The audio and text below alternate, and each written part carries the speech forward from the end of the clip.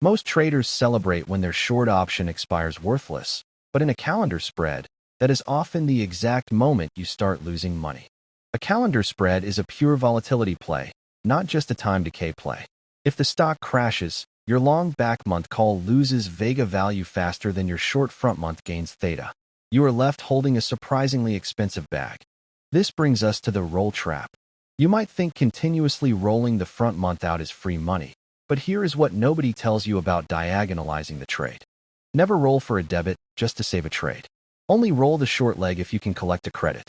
If the market won't pay you to wait, the trade is dead, close it immediately.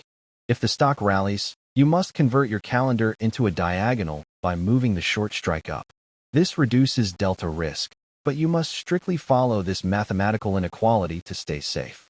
Finally, ignore the max profit theoretical number on your broker screen. It is a ghost. Close the spread mechanically at 25% profit on debit paid, or if the implied volatility on the back month drops significantly. Master the roll, respect the volatility, and stay profitable.